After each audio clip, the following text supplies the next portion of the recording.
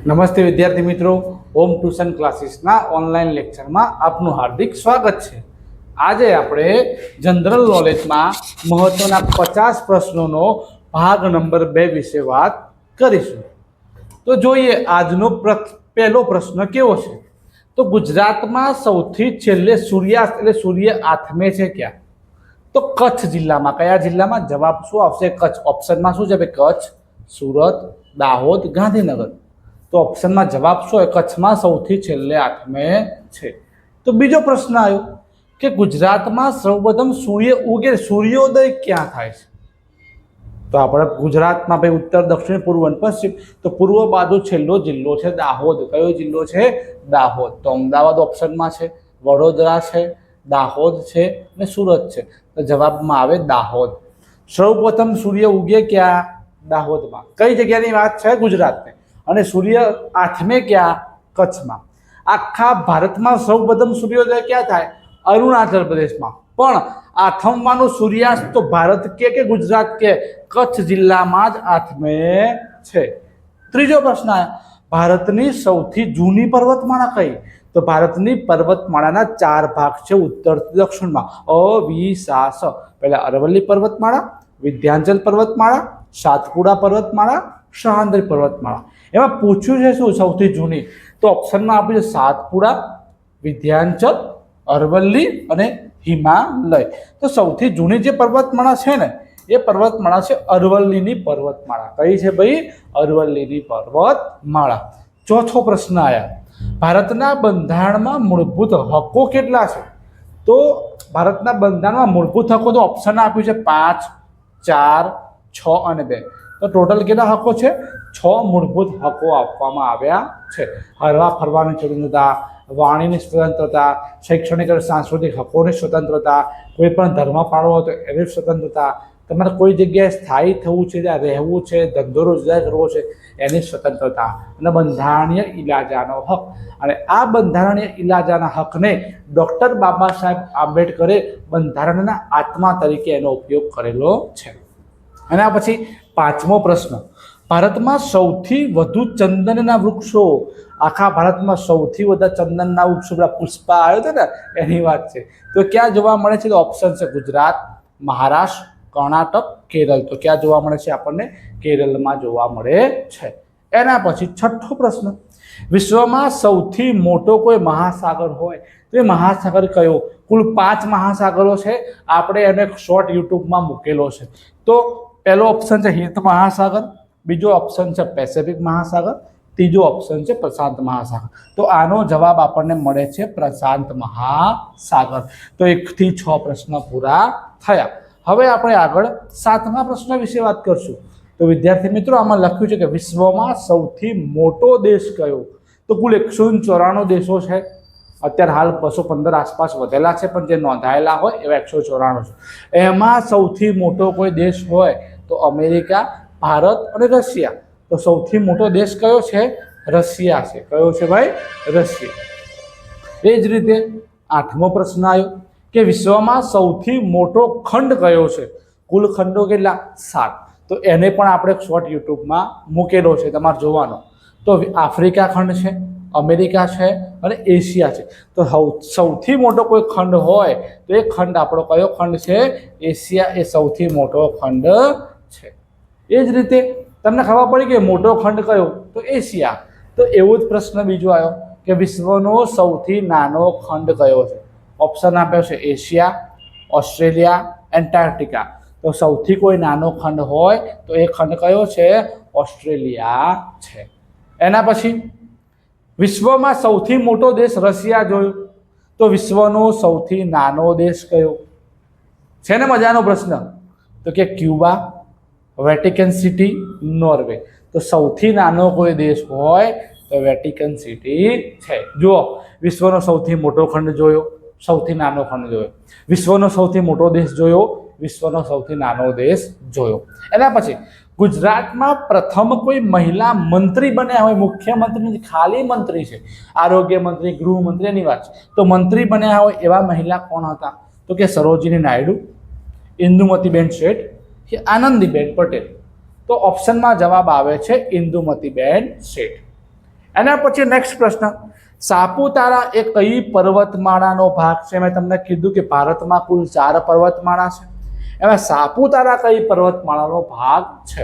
તો એક અરવલ્લીની પર્વતમાળા છે, સાતપુડાની પર્વતમાળા છે અને સહ્યાદ્રી પર્વતમાળા છે. એમાં આ સાપુતારા છે એ આપણને સહ્યાદ્રી પર્વતમાળાનો એક ભાગ છે. એના પછી નેક્સ્ટ આપણે આગળ જોઈએ કે ગુજરાતમાં કયો મેળો સૌથી વધુ દિવસ ભરાય? કયો મેળો સૌથી વધુ દિવસ ભરાતો હોય? તો ઓપ્શન આપે છે અંબાજીનો મેળો, જે ભાદરવી પૂનમે ભરાય બનાસકાંઠાના દાંતા તાલુકામાં, શામળાજીનો મેળો અરવલ્લીમાં ભરાય અને તરણેતરનો મેળો સુરેન્દ્રનગરમાં ભરાય ભાદરવા વદ ચોથ પાંચમના છઠ. એમાંથી આ શામળાજીનો મેળો છે ને વિદ્યાર્થી મિત્રો, મેશ્વો નદી કિનારે અરવલ્લીમાં કાર્તિકી પૂર્ણિમા 21 દિવસ ભરાય. કેટલા દિવસ ભરાય છે? 21 દિવસ સુધી આ મેળો ભરાય છે. એટલા માટે આને સૌથી મોટો મેળો કહેવામાં આવે છે. આ વાત છે ગુજરાત લેવલની. એના પછી 18 વર્ષે ગુજરાતમાં દર 18 વર્ષ થાય એટલે કે મેળો ભરાય. તો ભાળભૂતનો મેળો ભરૂચમાં ભરાય. દર 12 વર્ષે એક મહાકુંભ યોજાય છે. એના પછી ગુજરાતના પ્રથમ રાજ્યપાલ કોણ હતા? ગુજરાતની સ્થાપના ક્યારે થઈ? 1 મે 1960. એના પછી આપણને આખું મંત્રીમંડળ તો બનાવવું પડશે ને વહીવટ કરવા માટે. તો એના માટે ગુજરાતના સૌ પ્રથમ વખત જો કોઈ રાજ્યપાલ બને તો કોણ હતા? તો સુચેતા કૃપલાણી, સરોજિની નાયડુ, મહેદી નવાઝ. તો જવાબમાં આવશે મહેદી નવાઝ જંગ. તો આ વાત થઈ ગુજરાતના પ્રથમ રાજ્યપાલની. તો વિદ્યાર્થી મિત્રો તમને એવો પણ પ્રશ્ન થાય, પ્રથમ તો બરોબર છે, તો ભાઈ એના પછી તો કે ગુજરાતના હાલ એટલે વર્તમાન રાજ્યપાલ કોણ છે? ઓપ્શનમાં આપ્યું છે આનંદીબેન પટેલ, બીજો ઓપ્શન છે આચાર્ય દેવવ્રત, ત્રીજો ઓપ્શન છે ભૂપેન્દ્રભાઈ પટેલ. તો હાલના વર્તમાન રાજ્યપાલ છે આચાર્ય દેવવ્રત. તો આપણે ગુજરાતના પ્રથમ રાજ્યપાલ જોયા, ગુજરાતના વર્તમાન રાજ્યપાલ જોયા, ગુજરાતના પ્રથમ મહિલા મંત્રી પણ આપણે જોયા. હવે વાત આવે છે કે ગુજરાતના પ્રથમ મુખ્યમંત્રી કોણ હતા? શું આવ્યું? ગુજરાતના પ્રથમ મુખ્યમંત્રી એટલે ચીફ મિનિસ્ટર. તો કે બળવંતરાય મહેતા, જીવરાજ મહેતા કે નરેન્દ્રભાઈ મોદી? તો આમાં જવાબ આવે છે જીવરાજ મહેતા એ ગુજરાતના પ્રથમ મુખ્યમંત્રી હતા. Same process. તો ગુજરાતના વર્તમાન મુખ્યમંત્રી કોણ છે? વિજય રૂપાણી, હર્ષભાઈ સંઘવી કે ભૂપેન્દ્રભાઈ પટેલ? તો હાલ વર્તમાન મુખ્યમંત્રી છે ભૂપેન્દ્રભાઈ પટેલ. એને આપણે દાદાના નામ તરીકે ઓળખીએ છીએ. હર્ષભાઈ સંઘવી છે એ ડેપ્યુટી મુખ્યમંત્રી છે એટલે ઉપમુખ્યમંત્રી કહેવાય. એના પછી જુઓ, પ્રથમ મુખ્યમંત્રી જોયા, વર્તમાન મુખ્યમંત્રી જોયા. હવે વાત છે ને અહીં મહિલાની. તો કે ગુજરાતના પ્રથમ મહિલા મુખ્યમંત્રી કોણ છે?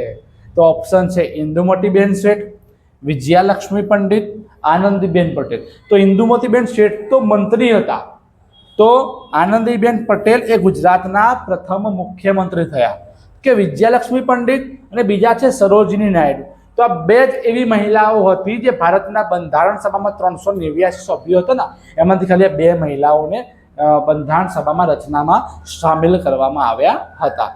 નેક્સ્ટ આપણે આગળ જોઈએ, કોની ગાડીમાં નંબર પ્લેટ લગાવેલી હોતી નથી? છે ને રસપ્રદ પ્રશ્ન. તો જોઈએ ઓપ્શનમાં, વડાપ્રધાનની ગાડી હોય, રાષ્ટ્રપતિની ગાડી હોય કે મુખ્યમંત્રીની? તો રાષ્ટ્રપતિની ગાડી હોય, બીજી રાજ્યપાલની ગાડી હોય, એમાં કોઈ દિવસ નંબર પ્લેટ લગાવેલી હોતી નથી. ત્યાં ધ્વજ હોય. શું હોય? ધ્વજ. કયા દેશમાં સૌથી વધુ ટ્રેનો જોવા મળે ચૂક ગાડીવાળી? તો કયો દેશ છે? રશિયા, જાપાન અને ત્રીજો જે દેશ છે એ કયો છે? ચીન. તો જવાબ મળે છે આપણને જાપાન. સૌથી વધુ આખા વિશ્વમાં કોઈ ટ્રેનો હોય તો જાપાનમાં જોવા મળે છે. એના પછી કયા શાસક એટલે રાજાને 3 વખત દફનાવવામાં આવેલા હતા? તો કે અકબર, જહાંગીર, બાબર. દફનાયા, ફરી બહાર કાઢ્યા, ફરી દફનાયા, ફરી. તો 3 વખત દફનાયા હોય એવો કોઈ શાસક હોય તો આ બાબર છે. કોણ છે? બાબર. મુઘલ સલ્તનતની સ્થાપના કોણે કરી? બાબરે કરી. ક્યારે કરી હતી? તો પાણીપતનું પ્રથમ યુદ્ધ થયું હતું. કયું યુદ્ધ થયું હતું? પ્રથમ. ઇબ્રાહિમ લોદી અને બાબર વચ્ચે. આમાં ઇબ્રાહિમ લોદીની હાર થઈ હતી, બાબરની જીત થઈ હતી, પછી એને સ્થાપના કરી હતી. વિશ્વનો સૌથી મોટો ટાપુ, ચારે બાજુ પાણી હોય ને વચ્ચે જમીન હોય ને ટાપુ કહેવાય. તો વિશ્વનો સૌથી મોટો ટાપુ ક્યાં આવેલો? અમેરિકા, ગ્રીનલેન્ડ કે યુરોપ? તો જવાબ આપણને મળે છે ગ્રીનલેન્ડ. એના પછી ભારતનો પ્રથમ ઉપગ્રહ કયો છે? અવકાશમાં આપણે ઉપગ્રહ લોન્ચ કરીએ ને એના કારણે આપણે ટીવી સિરિયલ, જીપીએસ સિગ્નલ એ બધું ખબર પડે છે. રોહિણી, અપ્સરા, આર્યભટ્ટ. તો જવાબ આપણને મળે છે આર્યભટ્ટ. એના પછી ભારતની પ્રથમ મહિલા કોઈ શાસક હોય તો કોણ હતા? તો રાણી લક્ષ્મીબાઈ, વિજયાલક્ષ્મી પંડિત કે રજિયા સુલતાન. તો રજિયા સુલતાન જે છે એ ભારતના પ્રથમ મહિલા શાસક તરીકે આપણને એને ઓળખવામાં આવે છે. એના પછી નેક્સ્ટ પેસેફિક મહાસાગર છે. આ પેસેફિક મહાસાગરનો આકાર કેવો છે? તો કે ભૂમિ આકાર છે, ત્રિકોણાકાર છે કે ઉધ્વાકાર છે? તો પેસેફિક મહાસાગર છે એનો જે આકાર છે એ આપણને કેવો જોવા મળશે? તો એનો આકાર આપણને ત્રિકોણ આકાર જોવા મળે. કેવો આકાર જોવા મળે? ત્રિકોણ આકાર જોવા મળે છે.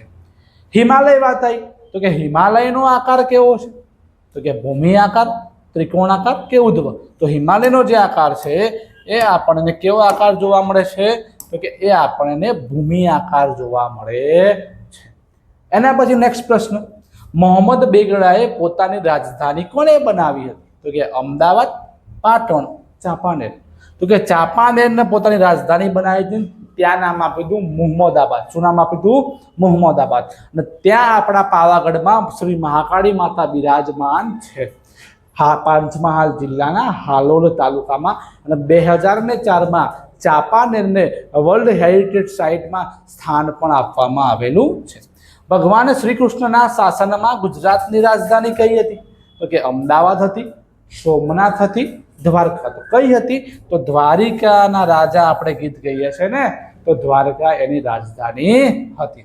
સરદાર ઉપનામ કોના દ્વારા આપવામાં આવેલું છે? ગાંધીજી. કોને આપવામાં આવ્યું છે? તો ગાંધીજીને, રવિશંકર રાવળને, વલ્લભભાઈ પટેલ. તો સરદાર ઉપનામ કોનું છે? વલ્લભભાઈ પટેલને આપવામાં આવ્યું છે. બારડોલી સત્યાગ્રહ વખતે એમનું ઉપનામ મળેલું હતું. એમનું બીજું ઉપનામ છે લોખંડી પુરુષ તરીકે પણ આપણે એમને ઓળખીએ છીએ. ગુજરાતમાં સૌપ્રથમ પંચાયતી રાજની શરૂઆત કયા વર્ષે થઈ? 1961માં, 62માં કે 63માં? તો 1963માં ગુજરાતમાં પંચાયતી રાજની શરૂઆત કરવામાં આવી. અને આખા ભારતમાં સૌપ્રથમ જો પંચાયતી રાજની શરૂઆત કરવામાં આવી હોય તો 2 ઓક્ટોબર 1959ના રાજસ્થાન રાજ્યના નાગોર જિલ્લામાં શરૂઆત કરવામાં આવી હતી. એના પછી નેક્સ્ટ જોઈએ, વંદે માતરમ જે સૂત્ર છે કે જે ગીત છે એ કોણે આપ્યું? તો ગાંધીજી, સરદાર પટેલ કે બંકિમચંદ્ર ચટ્ટોપાધ્યાય? બંકિમચંદ્ર ચટ્ટોપાધ્યાય દ્વારા વંદે માતરમ સૂત્ર આપવામાં આવેલું છે. અને એના ઉપર આખું ગીતની રચના પણ કરવામાં આવેલી છે. સૂર્યમંડળનો સૌથી મોટો ગ્રહ કયો? ઓપ્શન છે મંગળ, ગુરુ, શનિ. તો ગુરુ એ સૌથી મોટો ઉપગ્રહ છે. 79 એના પેટા ઉપગ્રહો છે. એટલે સૌથી મોટો ગ્રહ કોણ છે? ગુરુ. મંગળને 2 ગ્રહ છે, ફોબોસ અને ડીમોસ. બજેટ કોના દ્વારા બહાર પાડવામાં આવે છે? લો. બજેટ એટલે શું? આખા વર્ષનું આવક અને જાવકનો એક અંદાજ કરતું જે પત્ર હોય એને બજેટ કહેવાય. અને આ બજેટ કોણ બહાર પાડે? તો કે ગૃહમંત્રી, નાણામંત્રી, આરોગ્ય મંત્રી. કોણ બહાર પાડે?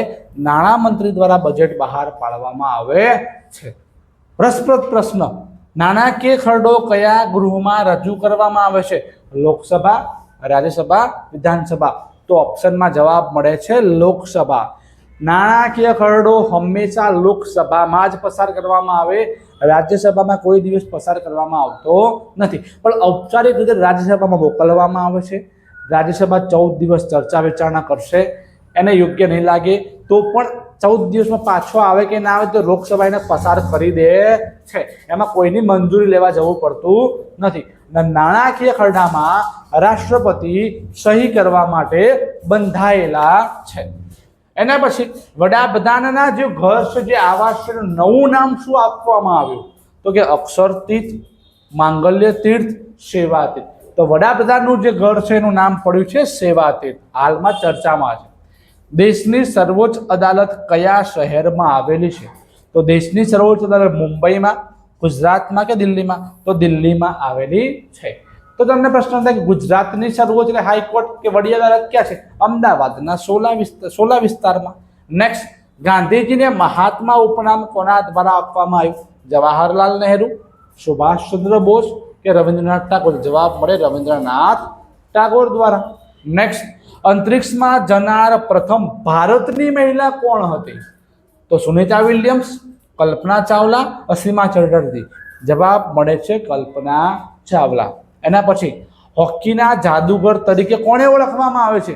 સુનિલ છેત્રી, એટલે ફૂટબોલ માત્ર માટે છે. સચિન તેંડુલકર તો ક્રિકેટ માટે છે. તો મેજર ધ્યાનચંદને હોકીનો જાદુગર તરીકે ઓળખવામાં આવતા હતા. સર્વોચ્ચ અદાલતનો વ્યવહાર કઈ ભાષામાં કરવામાં આવે છે? તો હિન્દીમાં, અંગ્રેજીમાં, મરાઠીમાં. જવાબ મળે છે અંગ્રેજીમાં. એના પછી ભૂગોળના પિતા તરીકે કોને ઓળખવામાં આવે છે? હેરોડોટ્સ, એડમ સ્મિથ, અરસ્તુ. તો ભૂગોળના પિતા તરીકે આપણે અરસ્તુને ઓળખવામાં આવે છે. ઇતિહાસના પિતા હોય તો હેરોડોટ્સ. મનુષ્યના મગજ, આપણું જે આ મગજ છે એ મગજનું વજન કેટલું હોય છે ને? રસપ્રદ પ્રશ્ન. તો 1000 ગ્રામ, 1250 ગ્રામ કે 1350 ગ્રામ? તો જવાબ મળે 1350 ગ્રામ. એ મનુષ્યના શેનું ભાઈ? મગજનું વજન છે. એના પછી સાંભર સરોવર કયા રાજ્યમાં આવેલું? કેરળ, રાજસ્થાન, ગુજરાત. જવાબ મળે રાજસ્થાન. કોમ્પ્યુટરનું મગજ તરીકે કોણે ઓળખવામાં આવે છે? Hardware, CPU, software. તો જવાબ મળે છે સીપીયુને. હવા મહેલ કઈ જગ્યાએ આવેલો છે? જોધપુર, જયપુર કે બિકાનેર? જવાબ મળે જયપુરમાં. 5 નદીઓનો પ્રદેશ એટલે કયો પ્રદેશ? રાજસ્થાન, પંજાબ, હરિયાણા. જવાબ મળે છે પંજાબ. મુગલ સલ્તનત, હવે આખી સલ્તનત બદલાઈ ગઈ, મુગલ સલ્તનત આવી. તો મુગલોની સ્થાપના ક્યારે કરવામાં આવી? કોણે કરી? અકબરે, હૈમુએ કે બાબરે?